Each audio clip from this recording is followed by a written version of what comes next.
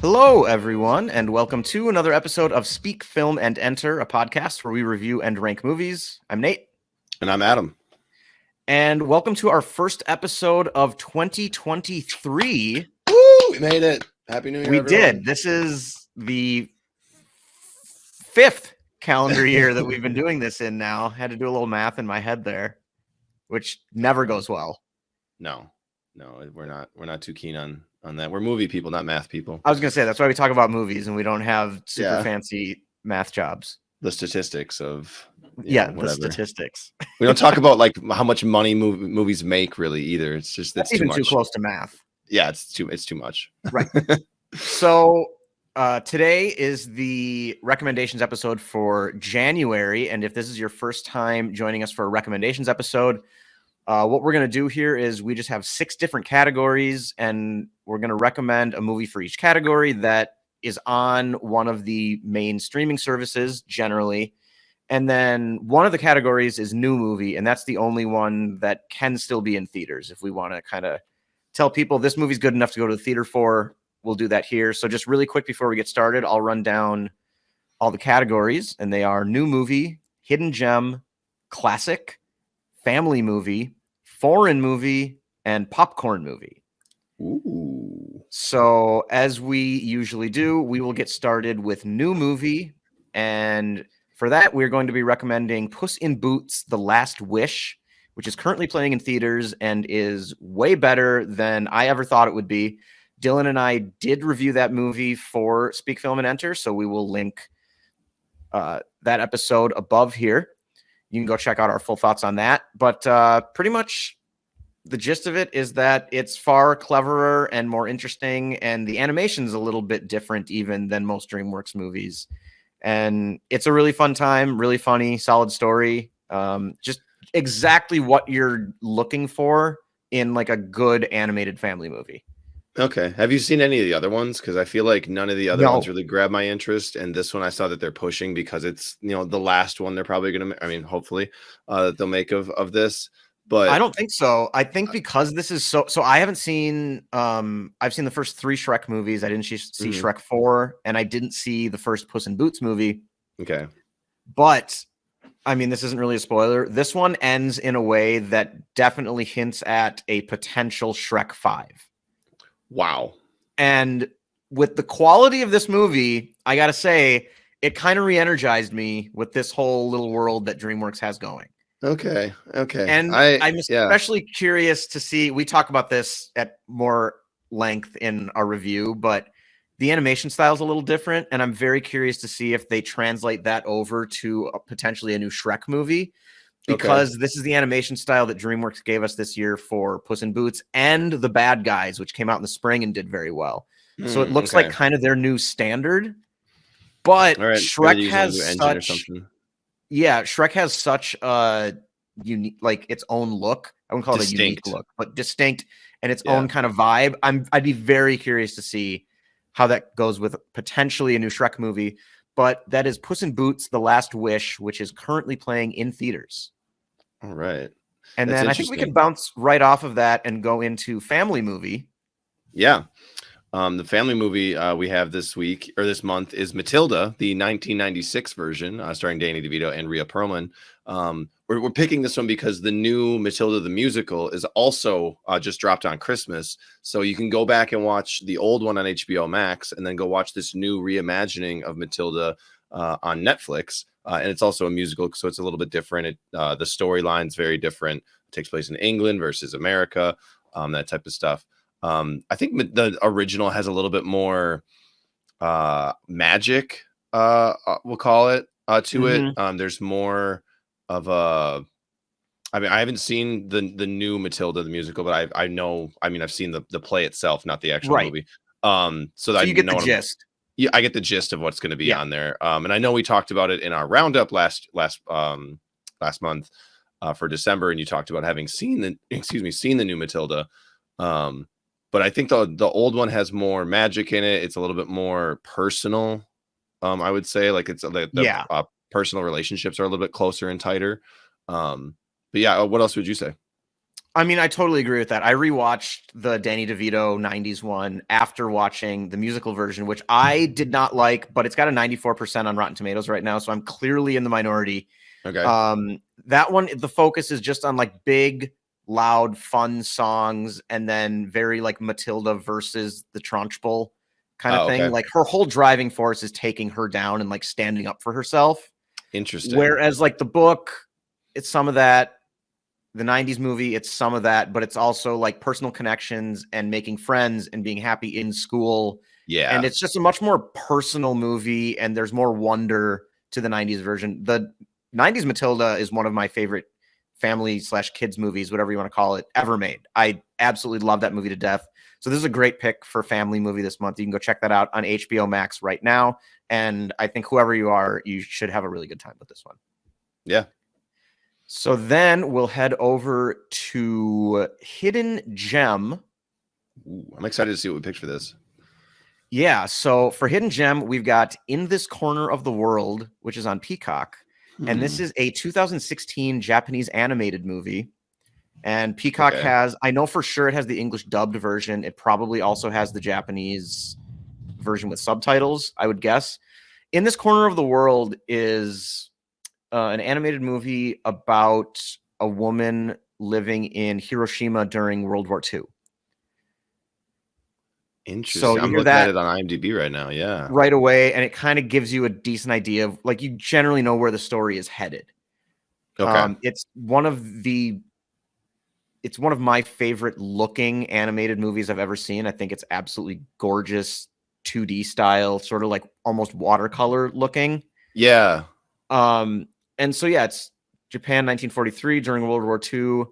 Suzu leaves her village near Hiroshima to marry and live with her in-laws in Kure, a military harbor. Her creativity to overcome deprivation quickly makes her indispensable at home. And basically, she's living with her in-laws while her new husband is off in the war, and she's trying to fit in there. The town is being bombed constantly. So if you've seen or are familiar with Grave of the Fireflies, this has that kind of feel as well. Very minority opinion here. I actually prefer this to Grave of the Fireflies. I've heard a lot of people plug Grave of the Fireflies, but for some reasons that I feel like aren't, like, it just got too popular sort of, and it doesn't actually hit as hard as people think it does. But I haven't seen it, so I don't really know. This is just hearsay, so I'm just spouting garbage and nonsense. Yeah. I've seen them both. I don't love Grave of the Fireflies. I need to watch it again. I have two thoughts on what the movie is actually trying to say. And if it's one way, I think the movie is kind of BS. And if it's the other way, I think it's like a borderline masterpiece. So okay. That's what, I need to watch it again. But where In This Corner of the World was just easier for me to just wrap my head around exactly what the point of the story is. Yeah. It hit me harder emotionally, which is a very weird thing to say over Grave of the Fireflies, which is like probably top 10 ever on these movies will make you cry lists. Yeah. So small unpopular opinion, but even still, if you like Grave of the Fireflies, or if this sounds interesting to you, if you want to get a different perspective on World War II, In This Corner of the World is an absolutely beautiful movie that I highly recommend. Again, that is on Peacock right now. All right. So let's stay in this realm and go over to foreign movie, I think. Yeah, our foreign movie pick for this month is Decision to Leave, which is free on Mubi with a free 7-day trial. Wow, I can't speak. It's on Mubi. Mubi has a free 7-day trial. Thank you. Good God. Also, I don't know if this is still there. They did have a deal going. It was $1 for 3 months. Okay. I did that like yesterday. So that might still be going. I'm not sure. But either way, we do know for sure that you can do a 7-day free trial and check out Decision to Leave, which is one of both of our favorite movies of the year so far. Yeah, holy shit. We do have a review for that I'll link here. But yeah, Adam, I think you like this even a little more than I did. So I'll kind of let you take this one. The reason why I think I've liked it, or it feels like I've liked it so much more than you, is because I watched it and I just can't get it out of my head. Every time I go back to like the IMDb page and I see the trailer and stuff, I'm like, God, I remember this. I remember this. I remember this. I want to see this again. Like, it's just, I have to watch it again because it's so unique, and it's almost like a horror movie because it's a thriller because you're trying to catch this killer, but you're also it's a rom-com, and it's such an odd pairing of genres. and it works so well, and it's Yeah. so emotional, and it's so good. I recommend this to everybody so far. I was like, go see it in theaters if you can. Obviously, it's out of theaters now. Yeah, just It's really quick. It's a detective investigating a murder of this woman's husband, and she becomes one of the prime suspects in the murder. And while and he's his prime love interest. investigating, he kind of starts to become very infatuated and obsessed with this Oh, woman. he absolutely does. And he is married. So that's kind of just the setup for it. It's very like it's got elements of like Hitchcock and kind of Vertigo-esque. But it's also just its own thing. It's Park Chan-wook, I believe, is the director. Do you have that up? Yeah, and Yeah, he so did The Handmaiden as well, which is one of my favorite movies. And that came out last year, 2021 or 2 I want years to say ago now, I suppose. 2016. Oh, 2016. He also he did Old Boy, Yep. which I haven't seen, but I've almost clicked on 100 times. Same. That's a super popular Korean movie. And there's some other ones I think that he's been a part of, like Snowpiercer, this TV show as like an executive producer and stuff like that. Something that people would know of at least. But yeah, it's a wonderful movie. The leads are fantastic. Great acting.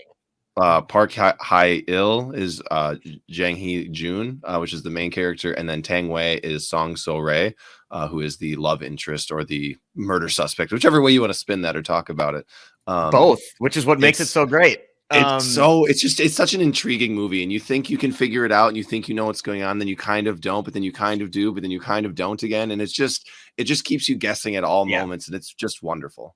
Another quick little thing, he also directed an AMC American English language miniseries called The Little Drummer Girl, which is based off a John le Carre novel, and that stars Florence Pugh and Michael Shannon, and that's from 2018. So I'm probably going to check that out pretty soon. There's no way that's not good. It's also got Alexander Skarsgård in it. So it's gonna be good. I'm gonna check that out for sure. But again, that's Decision to Leave on Mubi, which if you don't have, you can check out with a 7-day free trial. So then after that, I think let's move into Popcorn Movie, because that sort of goes nicely off the procedural element of foreign movie here. And for Popcorn Movie, we have Heat, directed by Michael Mann, one of the biggest movies of the 90s, and that is currently on Hulu. Yeah, this is if you haven't heard of this, which I assume most people have, but if you haven't, it's a group of high-end professional thieves are starting to get some heat from the LAPD when they leave a clue at their most recent heist. And so they've unknowingly added their own, got the cops on their trail. It stars Robert De Niro. The big draw is that it's the first time ever that, it stars Al Pacino as the lieutenant or police lieutenant. Robert De Niro is the main heist guy with Val Kilmer. John Voight is also in here. Tom Sizemore is in here. I totally forgot John Voight is in that movie. Right. Ashley Judd makes an appearance. There's a lot of people that you'll recognize. William Fichtner, you'd recognize, but maybe not know by name. But you'll go, oh, I absolutely know who that guy is. Ted Levine, same way. And also Hank Azaria makes an appearance. And Natalie Portman also has a small bit in here. It's a little long. It's 2 hours and 50 minutes, but it's De Niro at his best. It's Pacino at his best. Two of the smartest guys in any room they walk into going head to head against each other. And who doesn't love a heist movie? Absolutely. I really need to rewatch this. I watched this one time in college and I remember liking it, but not loving it. Mm-hmm. So I definitely want to give this another try. And then, go ahead. I watched this with Dylan last year, or I think early last year. I think we did a short little review about it. Maybe it was on like a roundup episode, but really enjoyed it. Would love to see it again. Like I said, it is 2 hours and 50 minutes long, so it's a bit of a time commitment, but it absolutely pays off. Yeah.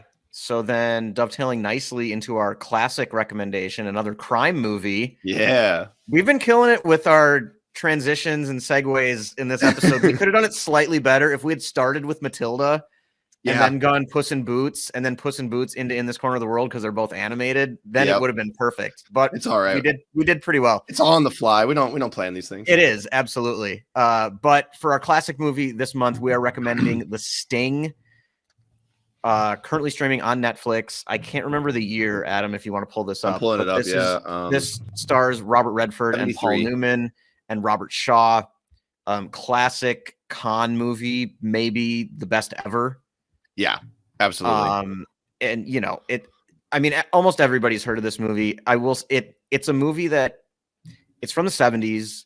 It's stylized in a way that makes it look like a 50s Hollywood movie. Yeah. And so just by looking at it, I think you can feel like, oh, this is an older style movie. I don't like those. But I will say this is just You're one wrong. of the most entertaining movies ever made. Yeah. I mean, this could have been so the popcorn movie pick as well. Like, Yeah. this is highly entertaining. So many twists and turns. The first time I watched it, it surprised me and had me looking left when I should have been looking right. Yeah. Like so many different times. It's fantastic. And this is one of my favorite movies ever made. And yeah, I was really excited when I saw that it was on Netflix. Yeah, it's very fantastic. This also by the director is George Roy Hill, who also is responsible for Butch Cassidy and the Sundance Kid, Slaughterhouse-Five, and like actually back to back was Butch Cassidy, Slaughterhouse-Five, Nice. and then The Sting. And Butch Cassidy, of course, the other huge, like the Yeah. next biggest or maybe biggest. That and The Sting with the Redford Newman pairing are right next to each other in terms Peak. of overall popularity. Yeah. Like just undeniably wonderful. And like you said, it has you looking left when you should be looking right. And I think for me, the first time we watched it, I was a little bit out of my depth. It was a little bit harder to follow. But then once the play starts on their main target, like it really gets going, and you can really like dive into it and like sink your teeth into like what's happening and how they're getting this done. And it's such a cool thing that's been parodied a million times. So like you might recognize some of the elements of it, but you'll never get the original. You'll never repeat it. So Oh yeah, absolutely. it's absolutely worth watching. So really quick, just to run down them all again, and this time we will do it in the A+ way. Our family movie pick, I think we got like an A- for segues here, Yeah. but it could have been slightly better. The family movie pick is Matilda, which is on HBO Max. The new movie, which is in theaters, is Puss in Boots: The Last Wish. And then the hidden gem for this month is In This Corner of the World, the 2016 Japanese animated movie currently streaming on Peacock. The foreign movie is Decision to Leave, which you can check out on Mubi. And then the popcorn movie pick this month is Heat, which is on Hulu. Very nice, succinct, one-word movie and streaming service. Yep. And then the classic selection is The Sting, which is currently streaming on Netflix. Yeah. So there you have it. Those are our recommendations for the month. Feel free to, again, tweet us or throw some comments here on the YouTube channel on what your thoughts were, or if you've seen them before and what you would have selected. I think it's your turn to put a wrap on the show. It is. All right. Take it away. You have to keep his con even after you take his money. He can't know you took him.